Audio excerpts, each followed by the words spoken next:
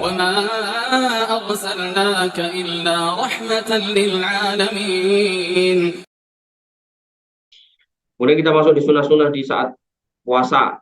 Bulan Ramadan merupakan bulan yang penuh keutamaan, bulan panen pahala, bulan yang merupakan sekolah iman bagi kita semua. Oleh karenanya, sangat rugi apabila kita tidak pandai mengisi waktu dan kesempatan emas tersebut dengan baik. Maka orang yang beruntung adalah orang yang dapat memanfaatkan dan mengisi hari Ramadan dengan amalan yang mulia dan menghiasi dengan adab-adab yang terpuji. Dan adab-adab itu antara lain adalah yang pertama tentang makan sahur. Nabi SAW bersabda, tasaharu fa inna fis sahuri barokah. Hadis dari Ibn Anas bin Malik. Makan sahurlah kalian karena sahur itu ada keberkahan. Nah, ketika dikatakan makan sahur bukan berarti makan yang banyak, enggak ya. Ya pokoknya secukupnya aja gitu. Maka di sini berisi anjuran agar sahur sebelum puasa. Karena di dalamnya terdapat kebaikan yang banyak dan berkah. Berkah sahur banyak sekali. Di antaranya yang pertama, akan merasa kuat dalam melakukan aktivitas di siang hari. Sebab orang yang lapar biasanya malas untuk beraktivitas. Jadi kita butuh energi, butuh kalori, jadi harus sahur. Kemudian yang kedua, membendung perbuatan jelek yang ditimbulkan oleh rasa lapar.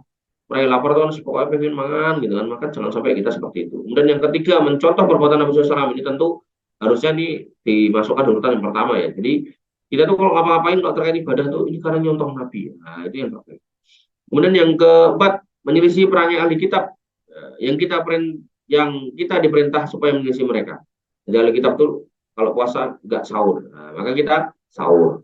Kemudian selanjutnya yang kelima, menjadikan orang yang bangun akhir malam dan bisa menggunakan untuk ibadah sholat, doa, zikir dan sebagainya, karena saat itu adalah saat yang istimewa. Jadi di Al-Quran dikatakan sifat orang beriman salah satunya adalah wabil asharihum yastaghfirun. Jadi ketika habis sahur ya istighfar. Sambil ngobrol sama teman istighfar bisa kok. Apa kabar? Bla bla bla bla bla. Oh iya itu si Fulan kabarnya bagus. Astagfirullah. Ambil istighfar, ngobrol nggak apa-apa. Kemudian menjadikan orang yang giat sholat berjamaah subuh di masjid. Oleh karenanya biasanya jumlah orang yang sholat subuh pada bulan Ramadan jauh lebih baik daripada bulan-bulan lainnya. Ya, karena bangun untuk sahur. Nah, karena bangun untuk sahur dia tahu sebentar lagi sholat subuh. Nah, orang beriman mendingan nunggu sholat subuh daripada tidur dan tidak kebablasan. Dan termasuk sunnah ketika sahur adalah supaya mengakhirkannya. Zaid bin Sabit radhiyallahu an berkata, kami sahur bersama Nabi SAW, kemudian beliau berdiri untuk sholat subuh. Maka kemudian Anas bertanya, berapa lama jarak antara selesai sahur dengan adzan? Kemudian Zaid berkata, lamanya sekitar 50 ayat. Jadi baca Quran 50 ayat, maka ya segitu ya. Kayak kalau orang apa namanya bilang atau teriak imsak imsak gitu, imsak sampai subuh itu ya kira-kira segitulah. Itu waktu yang utama. Allah taala. Kemudian yang kedua menyegerakan berbuka.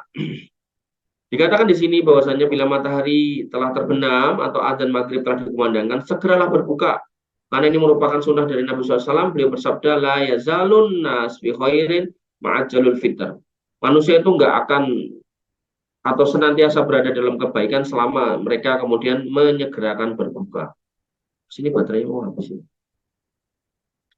Inilah sunnah Rasulullah SAW yang banyak dilalaikan manusia, padahal jika umat Islam seluruhnya menyegerakan buka, sungguh mereka telah berpegang pada sunnah Rasulullah SAW dan jalannya salafus soleh. Mereka tidak akan tersesat dengan izin Allah selama berpegang pada hal tersebut. Kemudian yang ketiga, berbuka dengan kurma dan berdoa. Adalah Rasulullah SAW mengutamakan berbuka dengan kurma. Jika tidak ada kurma, maka beliau berbuka dengan air minum biasa. Berdasarkan hadis, karena Rasulullah SAW yuftiru ala rutobat qabla ayyusolli. Maksudnya Nabi SAW biasa berbuka dengan kurma rutob sebelum sholat. Fa'ilam takun rutobat fa'ala tamarot. Kalau nggak dapat rutob maka dengan kurma tamar. Fa'ilam takun hasawat minma. Kalau nggak dapat tamar ya beliau kemudian menenggak atau meminum air putih. Air putih ya. Artinya kalau kita mau gitu sunnah ya rutob, tamar, air putih. Artinya bukan berarti dilarang kolak segala macam, boleh gitu. Cuman kalau kita ngomongkan sunnah, ya jangan mengatakan sunnahnya yang manis-manis terus bikin kolak. Gitu. Ini sunnah loh bikin kolak, ini sunnah loh bikin sirup, bukan ya. Ini sunnahnya itu rutok, tamer, sama air putih sunnahnya. Jadi kalau kita mau bikin kolak, bikin sirup silakan. Tapi kemudian tidak usah dikatakan sunnahnya bikin yang manis-manis. Kemudian doa yang paling utama adalah doa yang diajarkan Rasulullah SAW ketika berbuka, yaitu beliau mengucapkan dapat doma awabtalatil urku wasabatil ajru insyaallah. Telah hilang rasa dahaga, telah basah kerongkongan dan mendapatkan pahala insyaallah. Kemudian yang keempat, ya kesunahan memperbanyak sedekah. Bulan Ramadan adalah bulan kasih sayang dan kedermawanan. Maka karena bulan itu adalah bulan yang sangat mulia dan pahalanya berlipat ganda, maka kita contoh Nabi SAW dalam hal ini. Beliau adalah orang yang paling dermawan dan lebih dermawan lagi di bulan Ramadan. Sebagaimana dikatakan Ibnu Abbas radhiyallahu anhu berkata, karena Rasulullah SAW ajwa dan nas, wa kana ajwadu mayakunu fi Ramadan. Bahwasanya beliau SAW itu orang yang paling dermawan dan makin dermawan pas posisi Ramadan. Kemudian yang kelima sunnahnya adalah baca Quran. Ramadan adalah bulan diturunnya Al-Quran. Maka dari itu sudah semestinya kita memuliakannya dengan banyak membaca, mentadabburkan, dan memahami isinya pada bulan ini.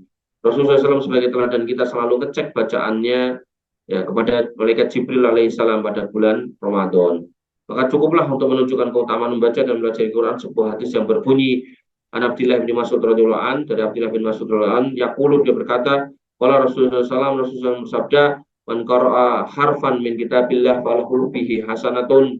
Karena siapa yang kemudian membaca satu huruf dari Al-Quran kitabullah, maka dia mendapatkan kebaikan. Wal hasanatu bi asri amsalihha. Dan yang namanya satu kebaikan itu seperti atau dilipat gandakan menjadi 10 kebaikan atau mendapatkan 10 kali lipatnya. Kemudian la aqulu alif lam mim harfun. Kita nggak katakan alif lam mim itu satu huruf. Walakin alifun harfun, tapi alif itu satu huruf, walamun harfun, dan lam itu satu huruf, wa mimun harfun. Jadi alif lam mim itu hurufnya ada 3. Qanifitina azan ya Allah wa iyyakum. Kemudian termasuk yang disunahkan pada bulan Ramadan adalah sholat tarawih. Ketahuilah bahwa orang-orang mukmin bahwa bulan Ramadan terkumpul 2 jihad di dalamnya, yaitu jihad di siang hari dengan puasa dan jihad di malam hari dengan qiyamul lail. Sungguh menjalankan sholat tarawih pada bulan Ramadan pahalanya besar, sampai Nabi SAW bersabda, man qama Ramadan imanan wa ihtisaban ghufira lahu ma taqaddama min dzambi. Siapa yang memanfaatkan malam Ramadan dengan sholat malam, artinya nggak kelayapan, nggak kemudian nyalakan petasan, nggak kemudian trek-trekan gitu kan, anak-anak muda itu. Nah, maka barang siapa yang memanfaatkan malam Ramadan dengan sholat malam, maka Allah akan mengampuni dosanya ketika menggunakan iman dan ihtisab.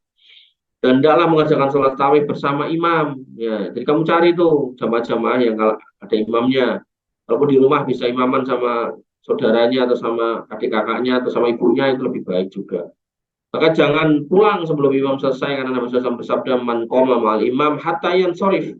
Siapa yang kemudian berdiri bersama imam sampai selesai, kutiba lahu qiyamul lailah, maka akan tercatat buatnya pahala sholat semalam semalam suntuk panjang malam. Adapun kaum wanita jika ingin sholat tarawih di masjid, maka hendaknya memperhatikan ada pada masjid seperti memakai pakaian syar'i. Ya, ada wanita-wanita yang kalau ke masjid itu pakai celana pendek gitu kan. Nah, ini jangan. Kemudian tidak pakai parfum, nggak usah pakai parfum. Kemudian tidak bercampur dengan laki-laki ke masjid tarawih tapi malah pacaran dan yang lain-lainnya. Wallahu ta'ala. Kemudian yang ketujuh, memperbanyak doa. Nabi SAW bersabda terkait dengan Ramadan, salah ta'awat la yurat la turat, ada 3 doa yang tidak tertolak, yaitu takwatul walid, doanya orang tua untuk anaknya, wa takwatus shaim, dan doanya orang yang berpuasa, wa takwatul musafir, dan doanya orang yang safar. Jadi ketika ini dikatakan doa kita itu mustajab, banyak-banyak berdoa. Gitu. Doa apa aja, yes, apa aja. Nah, apa yang kamu perlukan, apa yang kamu butuhkan. Bahkan kebutuhan yang akan datang. Kamu butuh pendamping yang soleh-soleh, minta sekarang. Kamu butuh anak-anak yang soleh, minta sekarang.